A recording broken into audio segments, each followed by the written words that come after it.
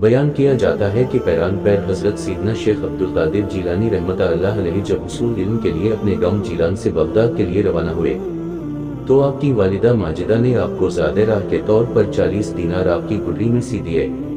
چلتے وقت اپنے لخت جگر کو نصیحت کی کہ بیٹا خواہ کیسی ہی مصیبت اور برے حالات تمہیں پیش آئیں، سچ کا دامن ہاتھ سے نہ چھوڑنا اور جھوٹ کے نزدیک بھی نہ جانا، کیونکہ راست گوئی 1000 عبادتوں کی ایک عبادت ہے۔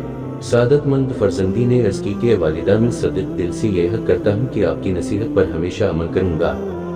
گھر سے رخصت ہو کر آپ رحمت اللہ علیہ بغداد والے ایک قافلے میں شامل ہو گئے، کیونکہ اس دور میں طویل بیابانی راستوں میں تنہا سفر کرنا ممکن نہ تھا۔ اثنائے سفر میں ہمدان سے کچھ آگے قذافوں کے ایک جتھے نے قافلے پر چھاپا مارا اور ہر قافلہ کا سب مال و اسباب لوٹ کر تقسیم کے لیے ایک جگہ جمع کر دیا۔ سیدنا حضرت شیخ عبدالقادر جیلانی رحمت اللہ علیہ ایک طرف چپ چاپ یہ دردناک نظارہ دیکھ رہے تھے کہ ایک ڈاکو آپ کی طرف بڑھا اور پوچھا کہ میاں تمہارے پاس بھی کچھ ہے؟ آپ نے فرمایا ہاں میرے پاس 40 دینار ہے۔ ڈاکو کو آپ کی بات پر یقین نہ آیا اور وہ آپ کی ہنسی اڑاتا ہوا آگے بڑھ گیا۔ اتنے میں ایک دوسرا قزاق آپ کی طرف آیا اور آپ سے وہی سوال کیا۔ آپ نے اسے بھی یہی جواب دیا کہ میرے پاس 40 دینار ہیں۔ آپ کی غریبانہ حالت کو دیکھ کر دوسرے ڈاکو نے بھی آپ کی بات ہنسی میں اڑا دی۔ ہوتے ہوتے یہ بات ڈاکوؤں میں پھیل گئی اور ان کے سردار احمد بدوئی کے کانوں میں بھی یہ بات جا پہنچی۔ اس نے حکم دیا کہ اس لڑکے کو میرے پاس لاؤ۔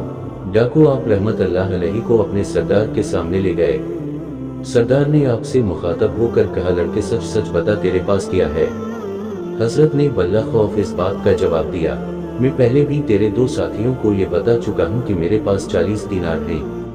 اس نے پوچھا اچھا کہاں ہے؟ حضرت نے فرمایا میری بغل کے نیچے گدری میں سلے ہوئے ہیں۔ سردار نے ایک ڈاکو کو حکم دیا کہ اس لڑکے کی تلاشی لو۔ چنانچہ اس نے آپ کی گدری ادھیڑ کر دیکھی تو اس میں واقعی 40 دینار نکل آئے۔ احمد بدوئی اور اس کے قزاق یہ دیکھ کر بہت حیران ہوئے۔ احمد بدوئی نے حیرانگی کے عالم میں حضرت سے پوچھا لڑکے تمہیں معلوم ہے کہ ہم قزاق ہیں اور مسافروں کا سامان لوٹ لیتے ہیں، پھر بھی تم نے ان دیناروں کا بھید ہم پر ظاہر کر دیا، حالانکہ یہ رقم اس قدر محفوظ تھی کہ کسی کو اس کا وہم و گمان بھی گزر نہیں سکتا تھا۔ آخر کس چیز نے تمہیں سچ بولنے پر مجبور کیا؟ حضرت نے فرمایا میری والدہ نے گھر سے چلتے وقت مجھے نصیحت کی تھی کہ ہمیشہ سچ بولنا، بھلا ان 40 دیناروں کی وجہ سے میں اپنی والدہ کی نصیحت کو کیوں فراموش کر دیتا اور اللہ تعالیٰ کو ناراض کر لیتا؟ حضرت کے الفاظ سن کر بدوی بے حد متاثر ہوا اور اسی وقت اس پر بہت طاری ہو گئی۔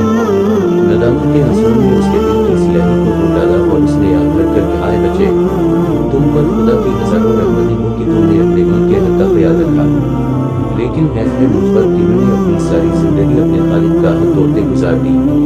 اے بچے تم نے مجھے ہدایت کی راہ دکھا دی، اپنی رہتی زندگی تک کبھی کسی کو تکلیف نہیں پہنچاؤں گا۔ یہ کہہ کر وہ حضرت کے قدموں پر گر پڑا اور رسنی کے پیشے سے غائب ہو گیا۔ اس کے ساتھیوں نے جب یہ منظر دیکھا تو سب نے ایک زبان پکار دی کہ سردار ہم بھی اس پورے پیشے سے توبہ کرتے ہیں، تو رسنی میں بھی ہمارا قائد تھا اور توبہ میں بھی ہمارا پیش رو ہے۔ چنانچہ انہوں نے لوٹا ہوا تمام مال قافلے والوں کو واپس دے دیا۔ سبق: اس واقعہ سے ہمیں یہ سبق ملتا ہے کہ سچ ہے کہ ماں کی گود بچے کے لیے پہلا مدرسہ ہوتی ہے، یعنی پہلی تربیت گاہ ہوتی ہے۔ چنانچہ اگر ماں بچپن میں ہی بچے کی اخلاقی تربیت کرے تو کوئی بات نہیں کہ وہ آگے چل کر شیخ عبدالقادر جیلانی بنے۔ لہٰذا اس واقعے سے ہم سب کو خصوصاً ہماری ماں بہنوں کو خاص طور پر سبق حاصل کرنا چاہیے۔ اللہ تعالیٰ ہمیں